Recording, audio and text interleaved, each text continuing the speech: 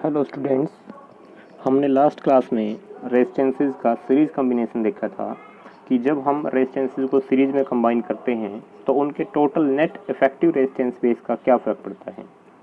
आज हम देखते हैं second type of combination, parallel combination. तो देखिए, जो हमारे रेजिस्टेंस हैं उनको पैरेलल में कंबाइन करेंगे तो उनको कंबाइन करेंगे कैसे और उनका जो नेट इफेक्टिव रिजल्टेंट होगा रेजिस्टेंसेस का वो कैसा होगा। If a number of resistances, कि हमारे पास कुछ रेजिस्टेंसेज हैं, are connected in between two common points, उनको हमने दो कॉमन पॉइंट्स के बीच में कनेक्ट किया हो, so that each of them provides a separate path for current, इस प्रकार से कि हर रेजिस्टेंस करंट का एक अलग पाथ प्रोवाइड करवाए, they are said to be connected in parallel. देखिए, इसको समझते हैं। ये हमारे पास एक पॉइंट ए है, ये हमारे पास एक पॉइंट बी है। इन दो पॉइंट्स के बीच में हमने कुछ रेजिस्टेंस जोड़े इस प्रकार से। ये मान लेते हमने तीन रेजिस्टेंस दिखाए, रेजिस्टेंस R1, R2 और ये आपका R3। तो देखो, दो पॉइंट्स के बीच में हमने जोड़ रखा रेजिस्टेंसेस को, और तीनों के तीनों रेजिस्टेंस के अंदर से करंट जो होगा वो हर रास्ते से अलग अलग इसके अंदर से पास होगा। तो इस प्रकार के अरेंजमेंट को, इस प्रकार के कॉम्बिनेशन को क्या बोलते हैं? Parallel combination of resistances. अब इस प्रकार के कॉम्बिनेशन में फ़र्क क्या पड़ेगा, हमारा नेट इफेक्टिव रिजल्टेंट जो होगा रेजिस्टेंस का, वो देखते हैं हम। उसका एक्सप्रेशन क्या होगा और किस प्रकार से उसकी वैल्यू निकलेगी। देखिए, जैसा कि फिगर में दिखाया गया है, आपके पास तीन रेजिस्टेंस है, R1, R2, R3। इसमें आप 2 भी ले सकते हो, 4 भी ले सकते हो, 5 भी ले सकते हो। और लास्ट में हम जनरली जो है n के लिए इसको दिखाएंगे, n के लिए फॉर्मूला बनाएंगे इसका। ये आपके दो पॉइंट्स है, पॉइंट ए और पॉइंट बी। इसके बीच में तीन रेजिस्टेंस हमने जोड़े हुए हैं।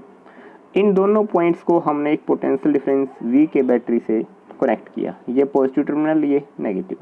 तो देखो, पॉजिटिव से करंट जाएगा इस तरफ, और यहाँ से करंट जो है इन तीनों के अंदर, अब यहाँ से देखो करंट आई गया और यहाँ से भी करंट आई निकला वापस। लेकिन यहाँ से जो हमारा करंट है वो तीन अलग अलग रास्तों से आया है, तो तीनों के अंदर करंट अलग अलग होगा, I1, I2, I3। क्लियर है? आपको याद रखना, जब सीरीज कॉम्बिनेशन होता है तो करंट हर कंपोनेंट में सेम होता है, पोटेंशियल डिफरेंस अलग अलग।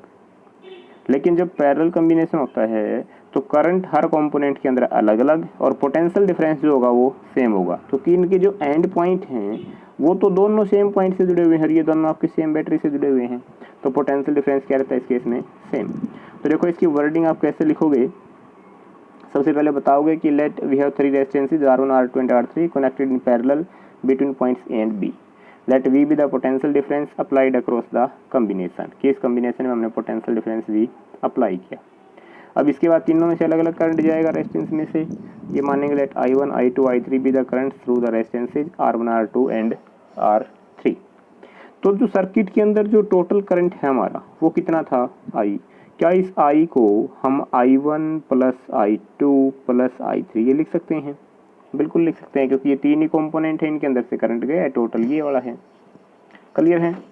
इसके बाद ओम्स लॉ अप्लाई करके हम क्या करते हैं, अलग अलग रेजिस्टर के अंदर करंट निकाल देते हैं। मतलब पहले रेजिस्टेंस के अंदर करंट कितना होगा? I1। ओम्स लॉ से आपको पता है V क्या होता है? I R। I की वैल्यू निकाले तो R कहाँ ले आए? इधर डिवाइड में V के नीचे। तो देखो, जब पहले रेजिस्टेंस के लिए करंट निकालेंगे तो पोटेंशियल आपको बताया पैरेलल में हर कंपोनेंट पे सेम होगा। रेजिस्टेंस पहले कितना?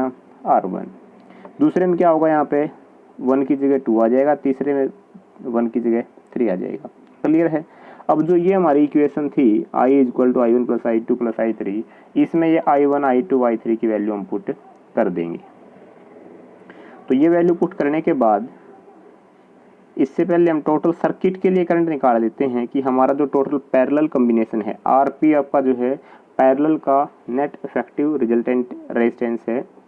RP is the equivalent resistance of the parallel combination, कि पैरेलल कॉम्बिनेशन का जो इक्विवेलेंट रेजिस्टेंस है वो क्या है? RP। तो ये टोटल सर्किट के लिए अप्लाई किया हमने। I current, total potential difference V, और टोटल सर्किट का रेजिस्टेंस कितना? RP, मतलब पैरेलल कॉम्बिनेशन का इक्विवेलेंट रेजिस्टेंस। अब इस इक्वेशन को यूज करते हैं, I equal to I1 plus I2 plus I3। इसमें I1, I2, I3 और I, इन चारों की वैल्यू पुट कर देते हैं। तो देखो, I की जगह पुट करेंगे V/RP, I1 की जगह V/R1, V/R2, V/R3। यहाँ से आप देख रहे हो ऊपर वाली टर्म में से आपका v कॉमन आ रहा है दोनों तरफ, v से v क्या हो जाएगा कैंसिल आउट, ऊपर क्या बचेगा सिर्फ 1। तो 1/rp is equal to 1/r1 plus 1/r2 plus 1/r3। ये आपका एक्सप्रेशन आ जाता है फाइनल एक्सप्रेशन पैरेलल कॉम्बिनेशन के लिए, जहाँ पे rp आपका क्या है इक्विवेलेंट रेजिस्टेंस है।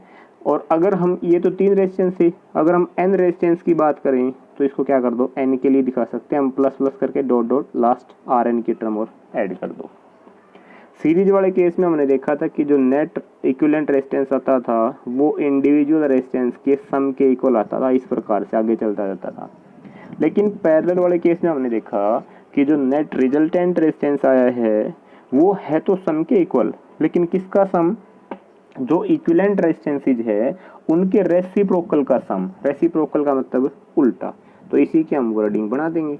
देखिए, when a number of resistances are connected in parallel the reciprocal of the equivalent resistances, के इक्विवेलेंट रेजिस्टेंसेज के रेसिप्रोकल को पैरेलल कॉम्बिनेशन में जोड़ते हैं तो जो रेजिस्टेंस होगा पैरेलल कॉम्बिनेशन का equal to the sum of reciprocals of individual resistance. देखिए 1/rp ये आपका क्या दिखाता है, ये भी रेसिप्रोकल है किसका, equivalent resistance of parallel combination, और ये आपका क्या है sum of reciprocals of individual resistances. Clear है।